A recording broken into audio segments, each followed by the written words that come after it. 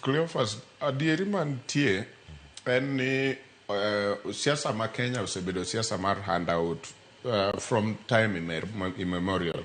Ok en siasa mochakore sani. Handout, aparo ni kata mana sirikal mar Kenya kwanza ni waneno gi wang'wa ka seche mani winjo kiluongo jomoko ni tanga cha. Ne en ang'o kopogore gi gini. Ne en gidhi e kanisa gigolo pesa.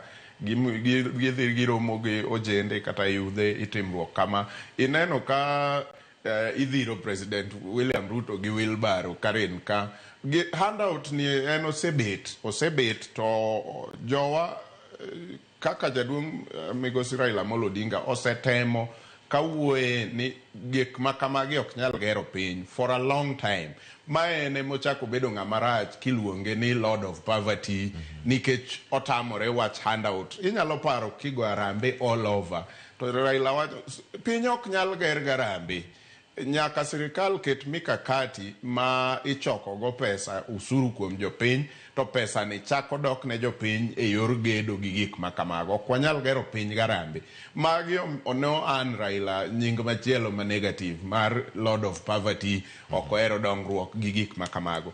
Omiyo gimwaneno sani ni an kanitie ng'ama osebedo ka fuato kata fuatilia siasa ma pacho ka to ok bineno ka en gima wendo. Onge gima wende gini kata chiel. It is just telling us ni pod wan kacha nikech jo tendwa mapek ahinya the so-called empowerment programs. Kidhi a constitutional duty margi legislation, oversight and representation.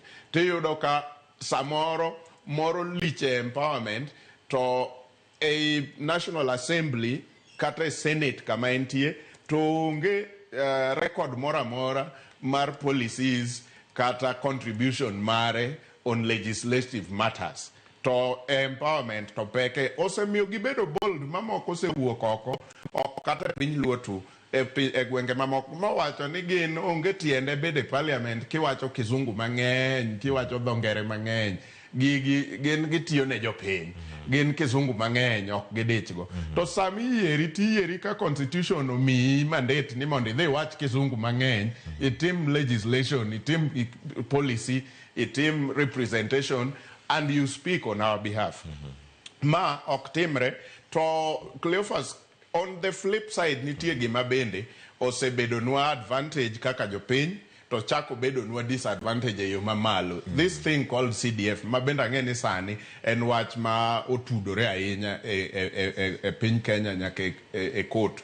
Nyiso ni sani japiny jajo mbunge kata member of parliament gi CDF. To CDF achiel ni mbunge kopo ni ochame kata oketh Auditor General of flag gimoro kuome ni CDF kama ne okotigo maber. To mbunge ringo kendo wacho ni en CDF oonge, en mana patron, CDF nigi jok mariembo kuno en oonge. Kachilo miene to wuok. To ka CDF otim go gimoro ger school tindike nying mbunge. Gigi nyaka koro wayiere ayiera kaka jo Kenya. Kendo kaka piny onagi ni wabro yiero achiel ok wabidhi kodgi te.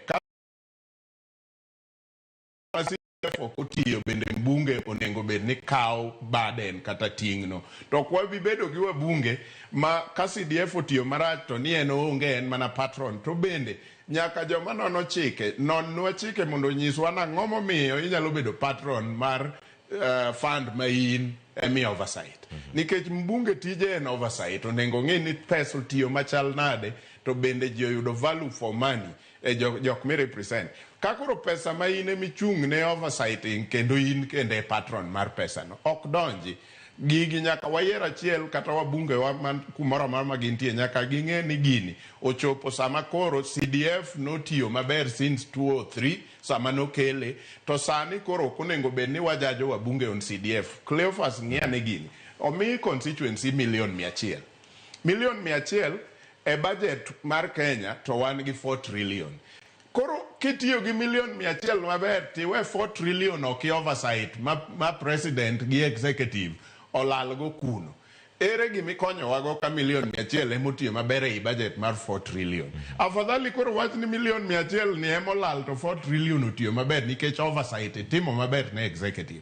To wagi kama koro wa reduce gini mwachajo mana mbunge gi 100 million to sechego 4 trillion marwa to we kucho ka executive timo go gima dwaro. Nikech kidhi records of parliament ok yud kama penjo mora mora, ok yud oversight mora mora motimo, ok yud legislation mora mora more contribute to tighten oversight culture. To Meshack, gigi timre ne jotendwa bende mawuok Kaluo. Bende gini mi kibaji ni